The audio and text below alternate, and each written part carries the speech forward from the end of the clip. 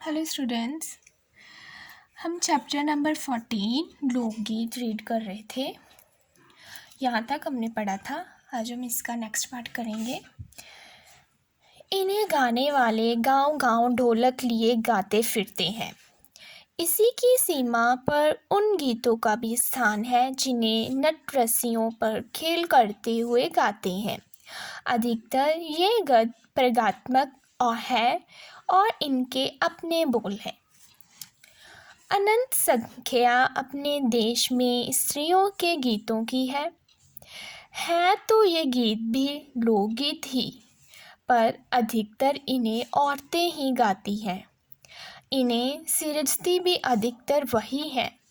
वैसे मर्द रचने वालों या गाने वालों की भी कमी नहीं है, पर इन गीतों का संबंध विशेष स्त्रियों से है।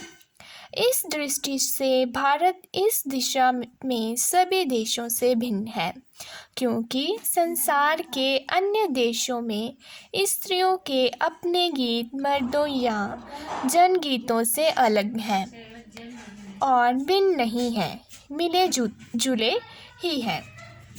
कहते हैं कि इतनी बड़ी संख्या, देश की इतनी बड़ी संख्या में स्त्रियों के गीत हैं जिसे हम लोकगीत कहते हैं, और लोकगीत अधिकतर ज़्यादातर स्त्रियां ही गाती हैं और वही उन्हें सिरजती है, मतलब बनाती भी वही है।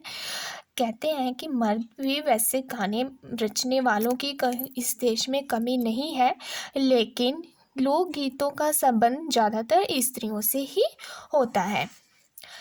त्योहारों पर नदियों में नहाते समय के, नहाने जाते हुए राह के, विवाह के, मटकोड़ जौनार के, संबंधियों के लिए प्रेम युक्त गाली के, जन्म आदि सभी अवसरों के अलग अलग गीत हैं जो स्त्रियां गाती हैं। कहते हैं कि ये जितने भी प्रकार हमें बताए गए हैं, अलग अलग त्योहार पर, अलग अलग समय पर, अलग अलग खुशी के समय पर स्त्रियां अलग अलग गीत गाती हैं। इन अवसरों पर कुछ आज से ही नहीं, बड़े प्राचीन काल से वह गाती रही है। महाकवि कालिदास आदि ने भी अपने ग्रंथों में उनके गीतों का हिवाला दिया है। सोहर, बानी, सेहरा आदि उनके अनंत गानों में से कुछ हैं। वैसे तो 12 मासे पुरुषों के साथ नारियां भी गाती हैं। एक विशेष बात यह है कि नारियों के गाने साधारण अकेले नहीं गाए जाते, दल बांधकर गाए जाते हैं। अनेक कंठ एक साथ फूटते हैं, यद्यपि अधिकतर उनके मेल नहीं होता। फिर भी त्योहारों और शुभ अवसरों पर वे बहुत ही भले लगते हैं। गाँव और नगरों में गायिकाएं भी होती हैं जो विवाह, जन्म आदि के अवसरों पर गाने के लिए बुला ली जाती हैं।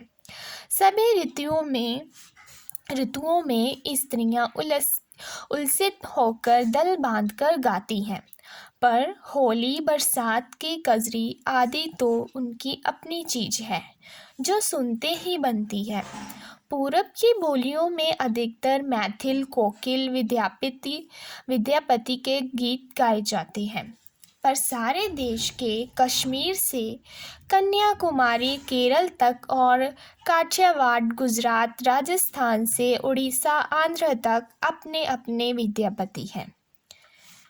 स्त्रियां ढोलक की मदद से गाती हैं। अधिकतर उनके गाने के साथ नाच का भी पुट होता है।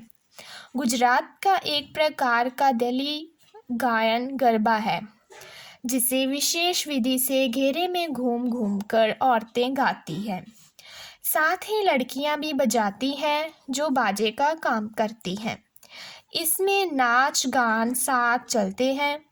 वस्तुत यह नाच ही है। सभी प्रांतों में ये लोकप्रिय हो चला है।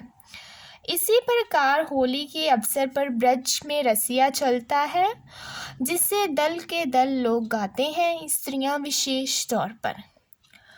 गाँव के गीतों के वास्तव में अनंत प्रकार है। जीवन जहाँ इठला इठला कर लहराता है, वहाँ भला आनंद के स्रोतों की कमी हो सकती है।